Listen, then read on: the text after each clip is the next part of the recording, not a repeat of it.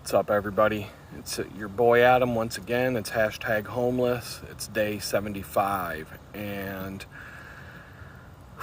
man, I don't even know where to begin. Yesterday was kind of an off day.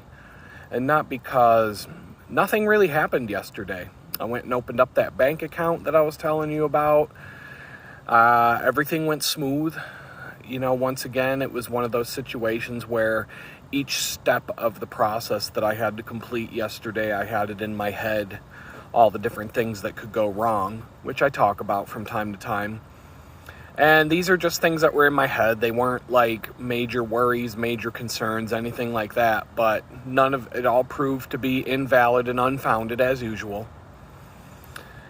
I went back to the library after all that stuff was done, and I think part of the problem with my head yesterday was the fact that I got to the library much later than I normally would after walking, 5-6 miles when it was all said and done before I even got there to do all of these errands and to do all of these things. And when I showed up at the library to work, everything was just delayed and I didn't get as much done as I wanted to get done. But even at the end of the day, I had gotten done what needed to be done for today's job interviews, preparation-wise and such. But I was just kind of down on myself, and I'll talk about that. I'll make that the second thing I talk about. But I was able to get myself out of the funk by doing a little exercise that I'll talk to you guys about. But then last night, I'm in the homeless shelter, and I'm in the private room. I just want to be away from everybody. Yet somebody had to track me down and come at me. And this is a guy who lives here in Jamestown. He's at the homeless shelter. And he told me that his sister's neighbor, total strangers, this guy, I barely know this guy. I certainly don't know his sister. And I definitely don't know his sister's neighbor whatsoever at all. So his sister's neighbor came up to him yesterday, knowing that he is staying at the homeless shelter, and she asks him, "Hey, do you know a guy named Adam who's homeless right now and who's staying at the homeless shelter?" And he said, "Yeah." And supposedly this woman started talking all kinds of crazy stuff about me and my situation, and it turns out that she's a client of my ex-girlfriend. And it turns out that my ex-girlfriend is basically spreading all kinds of gossip and rumors and things about me to everybody in this town who will listen to her. And it's gotten to the point where now random people that I don't even know are talking about me and saying things about me behind my back, whether they're even true or not. And this guy, basically, I asked him what was said, and he wouldn't even tell me. He said that it was all bad. And he said, I don't even want to repeat the things that were being said. And I think that's really ironic, because when I was living with this psychotic nut job, her biggest fear was that people would find out what happened and that people would find out that she was associated with me. And it was so bad that when I came home from prison, I wanted to go to church. And she was adamant and very angry about me wanting to go to the church. That there was a church across the street from the apartment where she lived, and there was a church just up the street. And at first, she was very angry about, she wanted me to hide in the apartment all day long and not go around and not meet with anybody in the neighborhood, because she didn't want her name being tarnished and her reputation being tarnished for being associated with a scumbag like me. But now, everywhere I go in town, pretty much everybody knows who I am, because she is spreading gossip around town about me. And at the end of the day, I don't care. But, she just can't leave it be. I could sit here, right here on YouTube, with my 1,000 and some odd subscribers, a lot of which are from Jamestown and have said they're from Jamestown, and I could smear her business all over social media if I wanted to be a total dick to her. But I'm not even going to say her name. I mean, she is the biggest piece of white trash, psychotic crap I've ever met in my life. And I just wish I had seen who she really was before I got this deep into that relationship. But if you're watching this video, all I got to say to you is you can have this miserable, drug-infested, boarded-up, and condemned shithole with the most miserable winters I've ever seen in my life and the most abysmal surroundings I've ever seen, worse than anywhere else I've ever visited in all of the United States. You can have it. You can have it. And you can be a miserable person for the rest of your life. In fact, I hope you never have another happy day. So, in the last time I talked about this, I don't want to talk about this, but it keeps coming up. Like, I am hiding in the homeless shelter in a private room, and this is still showing up to be a part of my life and interrupt my day. And I'm not looking for it. So I'm going to talk about it and the reason why I'm talking about it with you guys is because when I started out on this homeless journey, the whole idea was to document the things that are going on. And so this is a thing that's going on, and so I'm going to document this. Somebody came at me in the comments the last time I talked about this saying that she would have thrown me into the street herself if I called her a bitch and a cunt. And, I'm just going to clear up the air right now. I never disrespected my ex like that the whole time I was living with her. You're hearing me say it now because I'm not in that hellhole of an apartment anymore dealing with her psychotic trash anymore. But when I was there, I never once called her a cunt or a bitch. And if I ever did, if the word bitch ever did come out of my mouth, it would have been on the very, very last day, the very last morning of my time in that apartment, because she was throwing a major psychotic temper tantrum over a missing straw to a sippy cup that she used for her coffee. And since I had less than an hour left to deal with her psychotic nonsense, I might have called her a bitch at that point because we started getting into it and we were pretty much just yelling and screaming at each other. And then she walked out the door to go to work. And when I left that apartment, she had been throwing such a lunatic, psychotic fit that I was a little bit nervous for a few days that she was going to come back from work the day I left, throw a major tantrum and start smashing the place all to hell and breaking windows and smashing her belongings just so that she could turn around and call the police to blame me for it. I mean, there were all kinds of things that she was doing that were right along these lines of psychotic behavior. And so for the first 4 or 5 days of me being homeless, I was half expecting a police officer or a probation officer to show up with handcuffs and blame me for trashing her apartment, the apartment that she would have trashed herself. And it took about 4 or 5 days before I got over that and finally realized that she probably didn't do it. But when people ask me why I would never want to see her again, speak to her, be in her presence ever again, or even so much as see her walking down the street, I have over 1,000 reasons that I accumulated in a span of only 6 weeks. It was so bad that I was keeping a journal of everything that was going on because I felt like, for some reason, I felt like I was going to need to talk about this with somebody and like justify or explain some things that were happening because I had a bad feeling that she was going to try and get me put back in prison over lies. And so, yeah, I mean, but as it is now, it's in the past. She's the most horrible person I've ever met in my life, and I don't have any problem saying that publicly. No, this isn't even what I wanted to talk about today, but it came up at the end of the day yesterday, and I'm talking about an hour before I went to bed, this all came up. But I didn't lose any sleep over it.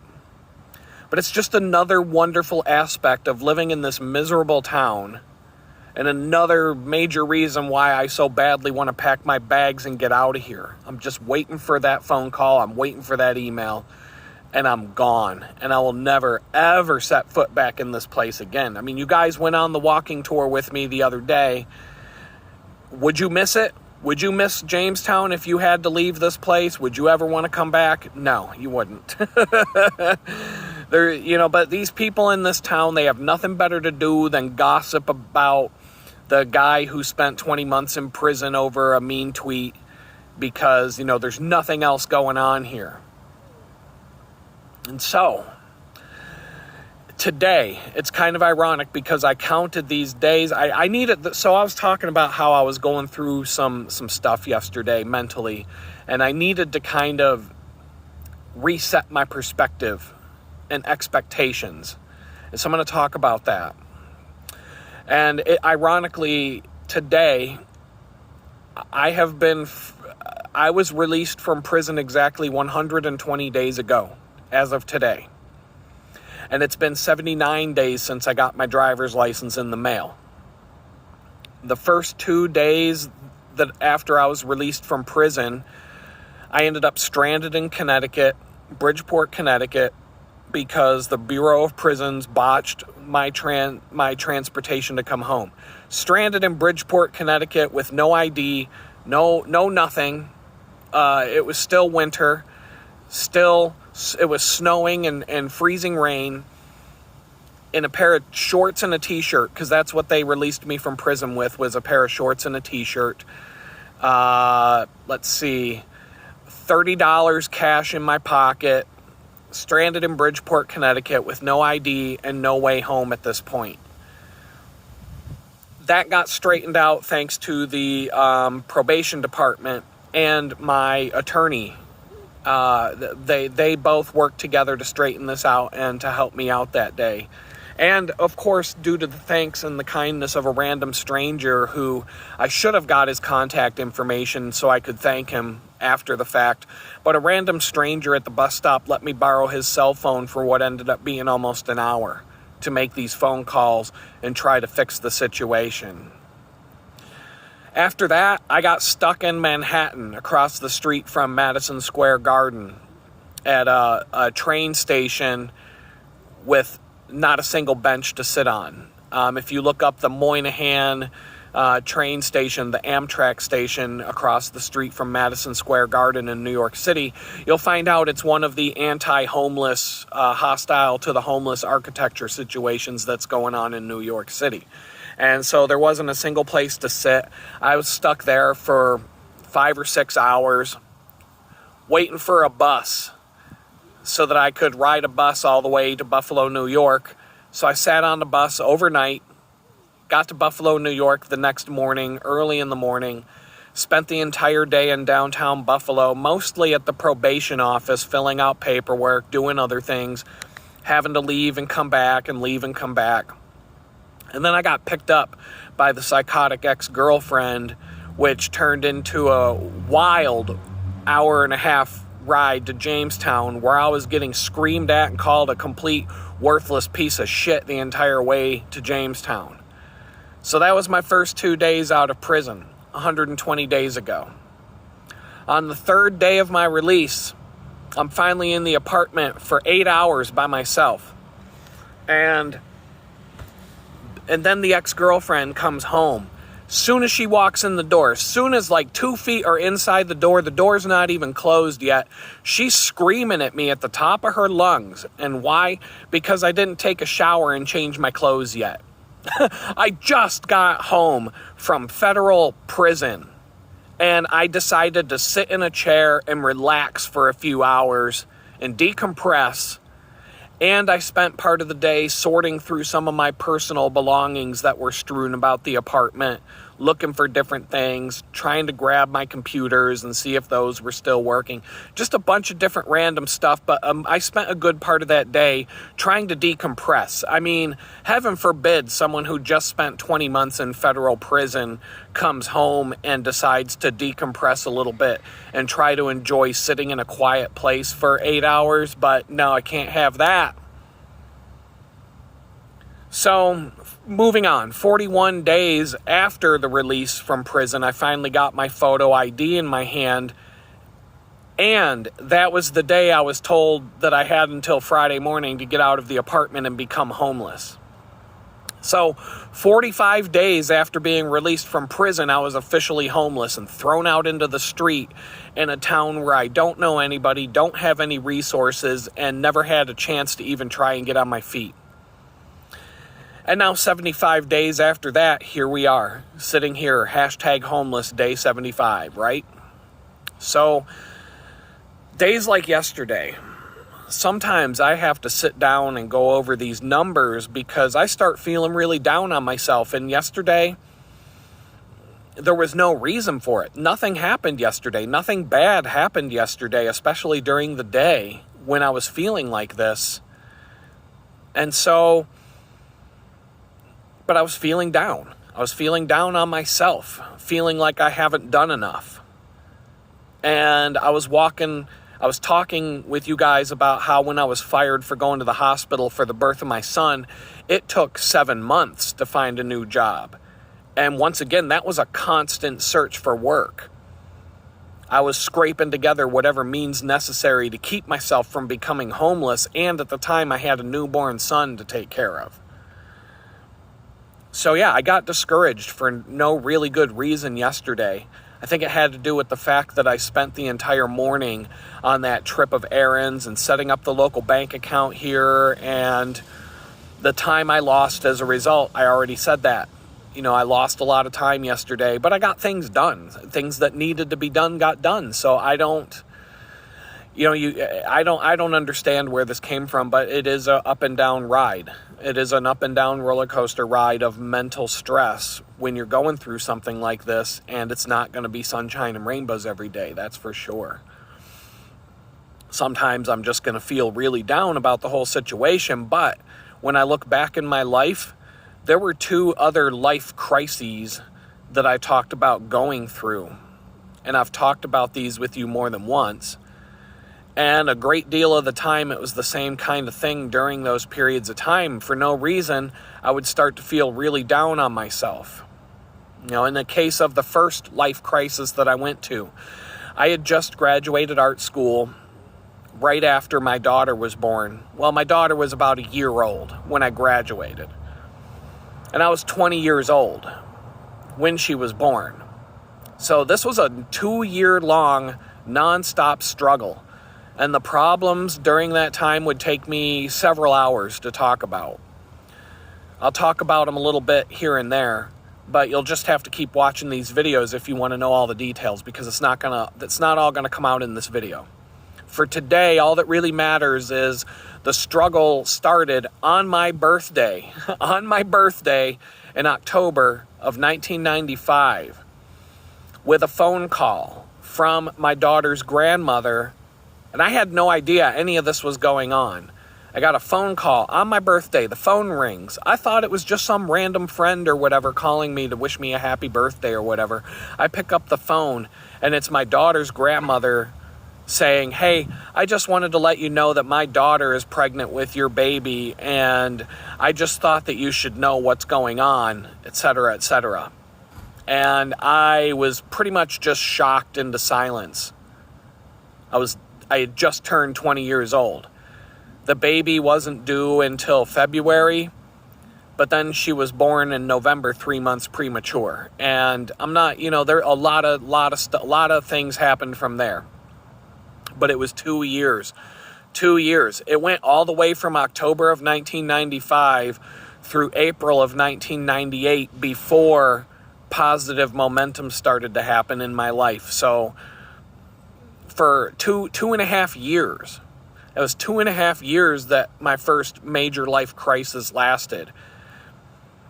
And it did not really end in April of 1998, but in April of 1998, when I was 22 years old, driving home from that trip in Pittsburgh that I talked about, where I found out that God was real, and He started me along the journey of putting things in my life together again, that's where it started. But it did not go smooth and perfect. There are always going to be trials that you're going through. I don't think there's ever been a day in my adult life where I didn't have some sort of trial going on. But the crisis itself, the crisis level, and beginning the slow process of rebuilding, that started in April of 1998, 2.5 years after the crisis started. So the next major crisis started right before my birthday. Again, right before my birthday. It always happens near my birthday. On September 29th, 2008, when the stock market crashed. So the month of September 2008 had been my busiest, most profitable month since the day I started my own business. And I had finally gone from just barely getting by month to month, and I made over $20,000 in a single month, 4 times more than I would make in a good month normally. And during the whole 6 years I worked for myself, I finally made it. I finally came to the conclusion, this is finally starting to work out. The hard work is starting to pay off. Now I might be able to grow this business and hire somebody, and maybe things will really take off from here. And then all of a sudden on September 29th, 2008, everything stopped. And what I mean by stopped, I mean everything stopped cold. Every project that I was working on got either canceled or put on hold. By April of 2009, half of my clients had already gone out of business. I did not make $1, not one single dollar, from the end of September 2008 for 7 straight months. I did not make $1, not $1. So that $20,000 that I made in a single month had all dried up, and I was desperate, and I was in dire straits at this point. And so I found a job at this startup, and, that was a bad experience. It went downhill pretty much from the first day. I've talked about that job more than once on these videos, but I was out on my ass, and I was fired on September 11th. Of all days, I was fired on September 11th, 2009, 2 days after the birth of my son, for going to the hospital to be there for his birth. And then for 7 more months, I was in the worst struggle of my life up to that point, trying to find a job and all of those things and trying to survive. And the total amount of time from start to finish was like 1.5 years from the stock market crash until things began to turn around. And once again, this was a slow turnaround. And then the third major life crisis in my life, it started on August 12th of 2022, the day I was arrested. And even though I thought things might start looking up on April 2nd of this year, 2024, when I was released from prison, in a lot of ways, things got even worse than they were while I was still in prison. And when August 12th gets here, it's pretty soon. It's within a couple of weeks. It will have been 2 years since the start of my third life crisis. So to recap, the first crisis in my life, the first crisis period that I went through, lasted 2.5 years from start to the day where things started to move in a positive direction. The second time I was in a major life crisis, it was 1.5 years from the start of it until positive momentum started to move in my life. And the third time, this is the third time I'm in a crisis situation in my life. Almost 2 years have gone by from the first day it started until today, and I still haven't seen that day where things start to take a positive turn. So each of the first 2 crises, even though I marked the turnaround point where things started to move in a positive direction, life didn't just take off from there, like I said. Things were very slow during the relief phase of both of these situations, but I could certainly mark the day, or at least the general time frame of when things started to make a positive swing, and both of those positive momentums began the day I landed a job. I know I told you that God intervened when I asked for his favor and I asked for his assistance, and I told you all about how that happened in the video the other day. But the way and the means with which life began to make a positive change for the better started with a job offer both of those times. Both of those job offers came out of nowhere, resulting from a single phone call or an email or a text. And all of a sudden, the struggle stopped, the downward spiral, and slowly turned the corner and started to improve.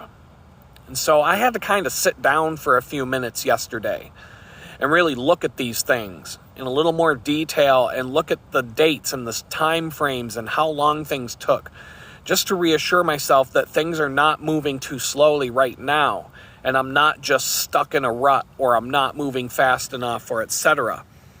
The 19 months, or between 19 and 20 months that I spent in prison, that was a major time warp to go through. It's hard to explain what that does to a person when the person you are explaining it to has never experienced it. I'm just going to ask you, have you ever spent 14 months locked inside of a building where you could not see out of a window, see the sun, or see a tree for 14 straight months? Have you ever experienced what that's like? 14 months, did not see the sun, did not see a tree, did not get to look out a window. Okay? I'll never forget the first time I set foot outside for an entire hour on a bright, sunny, 80-degree day in September when I was transferred to a prison in Ohio waiting for my sentencing hearing. It was something that you'll never forget. It was like someone being lost in the desert for 3 weeks, somehow surviving without water and finding a freshwater spring for the first time. And so, getting home from that experience and going through 6 weeks of hell that I endured and winding up homeless at the end of that, it's been an absolute nightmare. And when I look at everything I've been through in the last 2 years, I stop feeling bad about the progress that I've made, and I start to look at the progress that I've made in the last several weeks since I've been home from prison. Nothing is different but the perspective from which I'm looking at it from, and it changed my mindset yesterday when I started looking at it from the other side. And so when I was down on myself, that was this impatience that, I'm not the most patient person out there. And wishing that things would just fall into place and that God would just show up and hold out his hand for me and lift me up and fix this. But when I look at everything that I've been through over the last 2 years, the 6 weeks after my release and the 10 weeks of being homeless, the fact that I have so many possibilities sitting right in front of me right now, 2 job interviews today, a job interview tomorrow, and another job where I was just told on Sunday, the company that I've been interviewing with for 8 weeks, I'm still in the running for that job. Now, I wish that they would, there's the saying, you got to poop or get off the pot. I wish they'd choose. I wish they'd choose one or the other and just get it over with. But I'm in a holding pattern with that job, and it's been over 8 weeks now, but I'm still in the running. They haven't told me that I'm out. So possibilities are sitting in front of me right now, any of which could materialize as soon as this week. And so it no longer feels hopeless. It feels like I've accomplished a few things since the day I got out of prison. And if I were to stack it all up and add it all up, it would add up to a lot. It took me 7 months to find a job after being fired for going to the hospital for the birth of my son. It took 7 months, approximately 28 weeks, and that was 28 weeks without having just been released from prison, going through a toxic nightmare of a situation that started at the bus stop the day I got home from prison, followed by being homeless. So I need to cut myself some slack when I consider all of these things. And I was talking to you guys about a video. I was talking about it in a video the other day about a Tony Robbins quote where he said, people overestimate what they can accomplish in a year, but they underestimate what they can accomplish in a decade. And so if I break down those 3 periods of my life and look at what happened after the turning point where things started moving in the right direction, in the first case, from April 1998 when things turned around to all the way through to September 2008, 10 years later when the stock market crashed, that's a little bit more than a 10-year span. And I can certainly say that the first year did not go as fast or according to plan, and I did not accomplish what I set out to do in that first year. However, when I look at where I was a decade later, things had moved so far in a positive direction that I could see every aspect of my life was a million times better than I thought it would be when that decade started. And if I tried to envision where I'd be in April 2008, I was way farther ahead in life, in every aspect of life, and had accomplished way more than I thought I could 10 years later. I was in a 50-50 custody arrangement with my daughter's mother, and I was a very active part in her life and upbringing. I spent a lot of time with my daughter growing up. And in fact, she's the only person on her mother's side of the family who ever went to college. And in comparison, her younger sister, who was not my seed, failed the first grade. Remember what Chris Rock said about your baby when your baby failed the first grade? So he said that's the mama's fault. And the funny thing is, that HBO special came out at the same time that her baby failed the first grade. So all my friends watching this HBO special with me, they knew that my daughter's sister had just failed the first grade. So Chris Rock has a very special place in my heart for saying that. My career. I ended up getting a job at the best company I'd ever worked for until this very day today, aside from working for myself for a period of time. And at this company, I won a bunch of national awards for the work that I was doing, and I learned more in a few years of being there than I ever learned or grew in the same frame of time since. I had all kinds of awesome life experiences and some ups and downs, and it wasn't all sunshine and rainbows during that decade, but by the time the economy collapsed, I had been working for myself for about 5 years. I lived in a beautiful home bordering a city park in Pittsburgh. I had my own private mountain bike trail leading in and out of the park. I would host club rides every Tear It Up Tuesday until the liberals got mad at the name that I chose for the ride every week because, it sounded like we were going out there to destroy the trails, a strip of dirt through the woods. Liberals get offended by everything. But for the next year and a half after the stock market collapse, I was in a decline. And that was the second major crisis in my life. And once again, when I started gaining traction the first year, it was incredibly rough. It was moving in a positive direction, but it wasn't that good. And in fact, things really didn't start to move forward until 2012. And from there, it slowly gained speed. But if I took the time span from April of 2010, when things started to move in a positive direction and move it forward 10 years, ironically, to the March, April of 2020, when the COVID scam started, the gains I made in my life during that 10 years are mind-blowing. I don't even know where to begin, but they were way more than I could have imagined accomplishing in my lifetime, let alone a decade.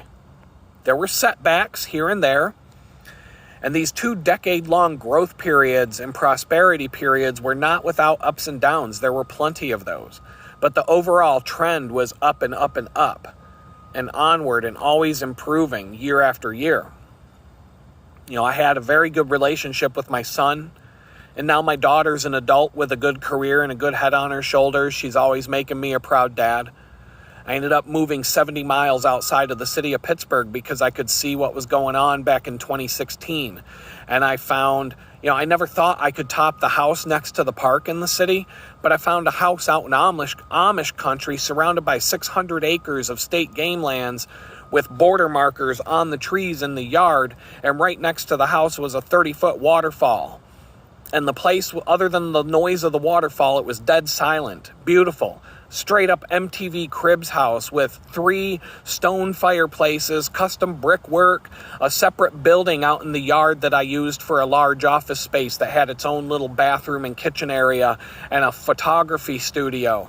I had a garage, a 2-acre yard, and a giant fire ring that we could have giant bonfires in, and that's just the house. As far as my career went, I started working from home in 2015. And all the way through the day of my arrest, out of my office from that house out in Amish country. I only had to go to Pittsburgh on occasion. I had a couple of nice 4-wheel drive vehicles, a 2-door Wrangler, and a Nissan Frontier pickup truck that was turned into a micro camper that you could travel the country with and live comfortably out of. but compact enough to go almost anywhere that the Wrangler could get. It had a camper shell on the back, 2 6-foot-long drawers under a very comfortable custom foam bed, with space behind the front seats for more equipment, photography equipment, and a cooler and food. Custom LED lights and a massive front bumper that smacked a deer going 60 miles an hour and caused absolutely no damage to the truck. These are just things, right? But every aspect of my life was awesome compared to 10 years prior to that arrest. The amount of career accomplishments and progress with raising my kids or my non-adult child and every other aspect of my life was just absolutely incredible. The 2 years leading up to my arrest were pretty awful, and they were awful for everyone. Talking about 2020 and the COVID scam, followed by the election scam and the aftermath of that we're still dealing with to this day. But I was prosperous, and even when I got fired for refusing to take that shot, I didn't really fall, and I ended up in a better place than I was before getting fired from that job, right up until my arrest. So I can kind of count those 2 years as the start of the decline into this third crisis, but the crisis really doesn't count until August 12th, 2022, on the day I got arrested. So, as I said, now I'm in the third crisis of my life. I spent exactly, and I mean exactly, 600 days in prison. It's weird, but it adds up to exactly 600 days from the first to the last day. And then that, like I said more than once in this video, it was followed by 6 weeks of absolute hell, 45 days precisely at my ex-girlfriend's apartment, followed by getting thrown out into the street for the last 75 days, which is more than 10 weeks now. And no, I have not reached the turning point for this crisis yet. I don't know when it will happen. All it takes is one phone call, one email, one text message to turn things around. During the last 2 crises, I knew the turning point had been reached when I landed a job that changed the direction of my life. Both of those times, the job came out of nowhere. I know that was the turning point of both of those times, and I'm pretty sure landing a job this time will be the day that I consider to be a turning point when this crisis starts to turn around. Those were the 2 times when I felt like I was no longer being carried downstream by a raging river, unable to control anything about the future, and just hanging on to a fallen log for dear life, to the point where I got caught in an eddy and was able to gain enough control to swim over to the shore, And so that leads me to another thing that came up last weekend at the shelter. I've got all kinds of stories about Niagara Falls because I grew up less than an hour from Niagara Falls. And even right now, I live pretty close. It's about a 2-hour drive to go to Niagara Falls from here.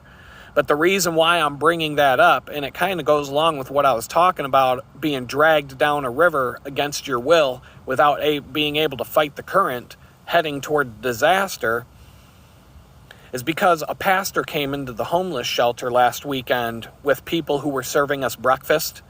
And I think this was Sunday. I'm pretty sure. Yeah, it was Sunday. And so the reason I'm going to read this to you is that when I logged into LinkedIn on the same day after having a conversation with the people about having the scammy job post, someone in my feed had posted a bunch of vintage photos of Niagara Falls to the point where it covered my feed. And this was the same day that this pastor came in and talked to us about this stuff, and this light bulb went off in my head that I'm supposed to share all of this with you. So I thought it was really weird. Either that or the LinkedIn algorithm bot was once again listening to the microphone of my phone, hearing the sermon about Niagara Falls, and saying back to itself, let's show him photos of Niagara Falls on the feed and ads for Niagara Falls hotel deals. But only the American side, because he is a convicted felon after all, and there's no way he's going to get into Canada. So anyway, the story in this pamphlet that this guy handed out is called Asleep in the Boat. Years ago at Niagara Falls, a young man was employed as a guide. Having nothing to do one day, he moored his boat well above the falls, and lay down in it to rest. Rocked by the current, he fell asleep. Not a very smart thing to do to begin with, but, we're just going to go with it. Swaying in the current, his boat finally worked loose and began to drift downstream. Spectators on the shore, seeing his great danger, shouted loudly to waken him. Still asleep, he was rapidly swept toward the falls. At one point, the boat came to rest against a rock that protruded in midstream. Seeing their chance, the bystanders redoubled their efforts to awaken the sleeping man by shouting loudly, "Get on the rock! Get on the rock!" In the swirling water, the boat with its sleeping passenger soon cleared the rock and headed toward the falls. At last, the guide, wakened by the thundering roar of the great cataract, plunged helplessly over the falls to his death. How terrible! Asleep in the boat, calmly and unconsciously drifting into the very jaws of death. Yet how aptly this illustrates the indifference of souls today, many unconcerned as to their fatal course, fast asleep in their sins, perhaps lulled by temporary pleasures, soothed into false confidence by their dependence on a blameless life or religious profession. The God of this world, that Satan, hath blinded the minds of them which believe not, lest the light of the glorious gospel of Christ, who is the image of God, should shine unto them. That's from 2 Corinthians chapter 4, verse 4. Are you safely moored to the rock, or are you drifting with the current? Do you have Christ as your Savior, or are you swept along by a world that is rapidly approaching destruction? If you are still unsaved, won't you wake up to the danger of going on without Christ? If you keep putting off being saved, you may suddenly wake up too late and find yourself taking the last fatal plunge into death and the agony of a lost eternity. So that's the end of the pamphlet. And, I think it definitely has some parallels with what I'm going through right now, but I believe in God, and I'm still being swept down the river. And I don't know where this river's taking me right now, and there's probably is a waterfall coming up pretty soon, and I need to find the rock. I need to get on that rock before I get there. And so hopefully there is a rock in the middle of the river and I can find, or hopefully there's an eddy coming up and I can get caught up in that and swim to shore once again. So, but being the skeptic that I am, I've been looking for proof of this being a true story, and I've yet to find it. So I don't know if this whole Bible tract I don't know if this was just a made-up, make-believe story.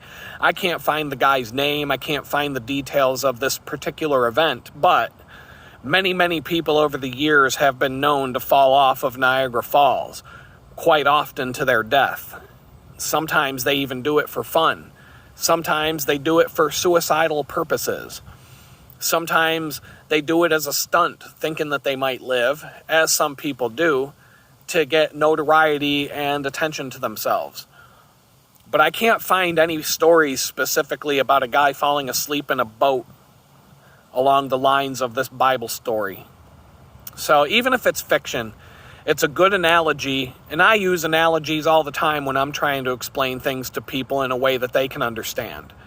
So in my case right now, I'm just hoping that God throws me a lifeline before I tumble over the falls, because right now it still feels like I'm flying down the rapids without any slowing down or ability to control the direction of this boat. Thank you. I'm flailing around, and every time there's a tree or a branch or something to grab onto, it's ripped right out of my hands and I end up farther down the river. So I'm just going to say, in spite of all of this, I'm still thankful that God has intervened in my life more than once when I've fallen down. I'm thankful for the good health. I'm thankful for being in the running for multiple jobs right now. I'm thankful for this YouTube channel and all of you virtual friends and the possibilities that this is opening up for me. I'm thankful for not being forced to sleep outside, even though sometimes I want to. I'm thankful that I've not gone hungry once in the last 10 weeks. I've been homeless. In fact, it's been quite the opposite. I can say I've eaten too much over the last week, and I'm starting to feel it. I'm thankful that I have a phone, a computer, and equipment that allows me to keep doing these things and keep moving forward and keep plugging ahead. I'm thankful that I have a resource like the local library, which has been immensely helpful. One good thing about Jamestown is this library it's a lifesaver for me right now. I'm thankful that I seem to have found a pretty decent church full of people who care.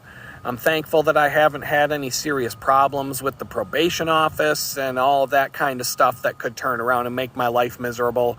And I'm thankful for my good friend and his wife who are offering me a place to stay in Texas. And I'm really hoping that that works out, unless, if God doesn't want me to go there, he's not going to let me go. I'm going to go with the standard plugs, the mailing list, the email list. Keep in touch. It's free.litgood.com. You'll get an email back with some free wallpaper to download for all of your mobile and desktop computers. And, what are we? I don't know if you can hear it, but the Bring Out Your Dead guy is walking around town now. You might be able to hear that in the background, but it's Jamestown. Just another lovely thing about this town. And if you click on any of the photos shown here on the YouTube channel, they'll take you to my shop. But you can also go to shop.litgood.com, and you can look at all my photography that's for sale. I don't have a lot up there, but every time I add 3 or 4 new images over the span of a year, there's going to be, over 100 images for sale by the time a year is gone past. And I know you're all broke. I know it's the FJB economy right now, and times are tough. But if we ever get some people in charge who have their shit together to pick up the pieces of this disaster, and we can all afford groceries again, then maybe you'll want to visit shop.litgood.com and buy something nice that makes you happy when you see it hanging on your wall. And once again, the FJB economy has forced me to put up a digital chicken bucket, and that is located at donate.litgood.com. And you can contribute if you like what's going on with this channel. If you want to support what I'm doing, you can also go there. I'm on the social media platforms: Rumble, TikTok, Instagram, Twitter, Facebook, and Pinterest, and I'm pushing Twitter really hard right now. Go check out Twitter. If you are a meme connoisseur, you will find a never-ending, all-you-can-eat supply of memes. It's a meme buffet right now. So feel free to go there and check that out. And I'm just going to let it go from there. I'm going to do a little quick time check here. And yeah, it's about the same amount of time as yesterday's video. So with that, I'm going to let all of you go. And I hope you accomplish what you set out to accomplish today. And we'll talk again tomorrow unless something goes terribly wrong. So once again, peace out.